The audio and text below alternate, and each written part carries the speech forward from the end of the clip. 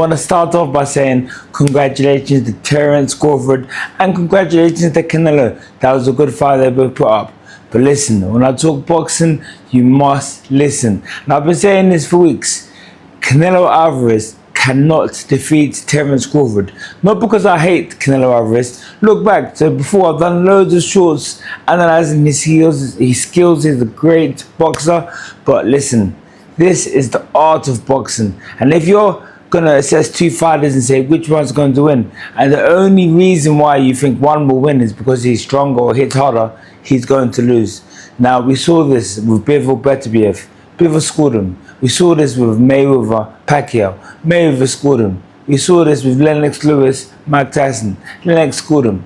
The boxer most times will always win the fight.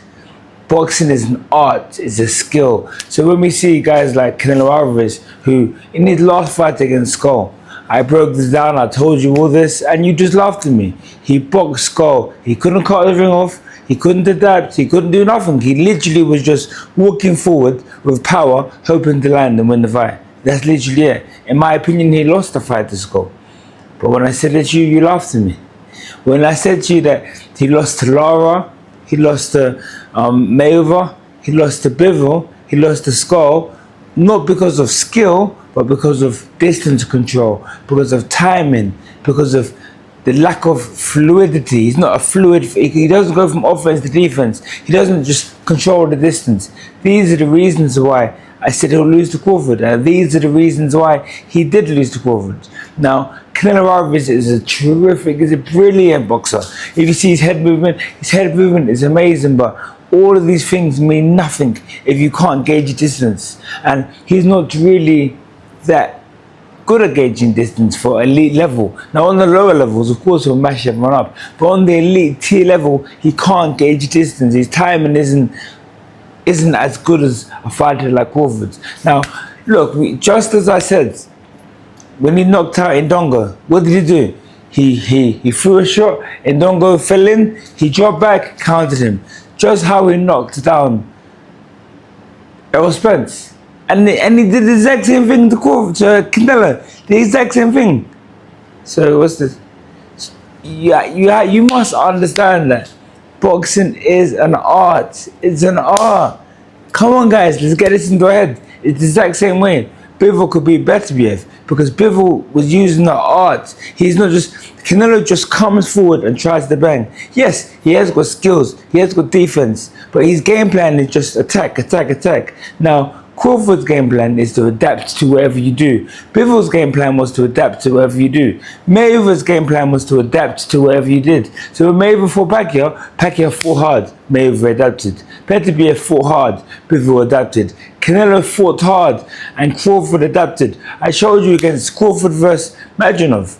Now, Madjanov was better, it was a harder fight because Madjanov is actually a better boxer when it comes to gauging. He's had 350 amateur fights. Amateur boxing is all about gauging, it's all about distance control. And that's where Terence Crawford is elite. But Madjanov is also elite in that aspect. The reason why Madjanov made it such a harder fight is because Madjanov was constantly readjusting. Crawford said to drop, he readjust. Also, there's another point. Did you see how Canelo's punch output dipped down? Which is another thing I mentioned. When it gets to round 8, Canelo Alvarez punch declines. But Crawford has only ever increased. Crawford's punch output and activity increases as the fight goes on. As he starts to see gaps and see things he can exploit, he starts to pick things up. But Canelo is the reverse because he's not really in that good condition. So, I'm trying to think back to everything that I said, because now it's my chance to shine and tell you all you was all wrong and I was right. So everyone was saying, where you put your money where your mouth is, all of this, all of that. You know, I stayed humble, I stayed quiet, I just kept posting my videos, kept posting the content, explaining to you why Canelo won't beat Crawford. But now Crawford has shown it and he's proven me to be correct. So when I'm talking boxing, you must listen. Go back to those comments and apologize. I want to see some sorries. I want to see you got the fight right, because that is what I did.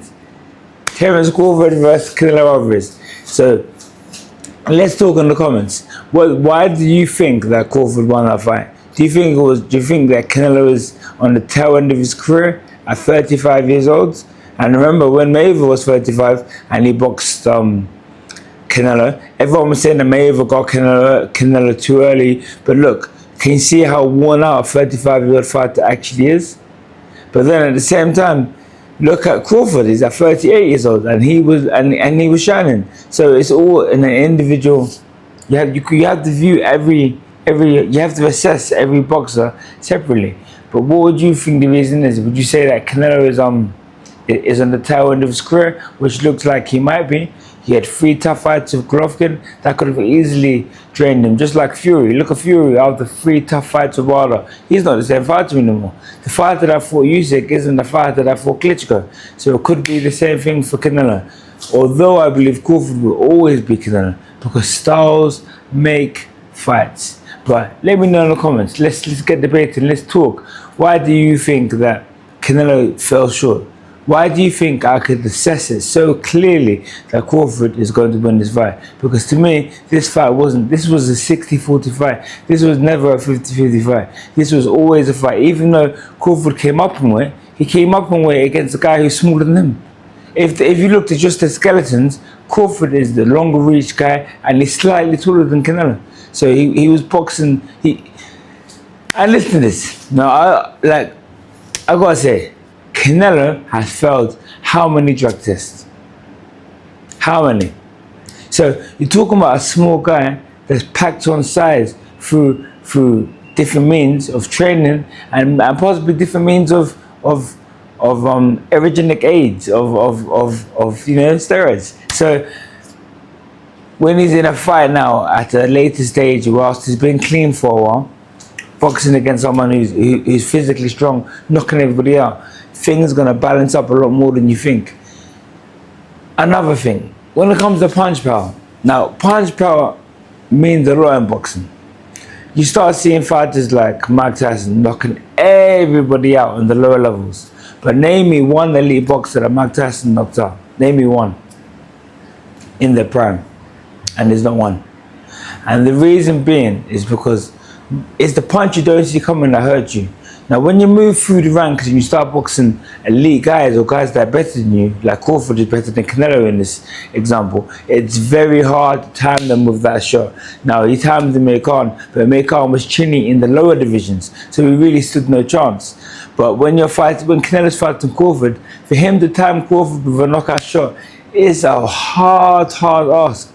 He's boxing someone who's 3 to 4 to 5 steps ahead of him. How is he going to be able to plan the shot to knock him out? It's not just about how hard you can hit, it's about timing. So there's so many things I can go over and explain to you for why it was so clear who was going to win this bout. But I'm just happy it was a good bout and both fighters came out healthy. But yes, let me know in the comments. Let's get debating. Let's get debating. And I accept cash apps as apologies. So if you want to apologize by sending cash, you can do that. No, I'm just kidding. I'm kidding. So if you're in London, Forest Gate, the place to learn real, legitimate boxing, real skills from a guy with boxing IQ and knowledge, Regal Boxing Gym in Forest Gate, London.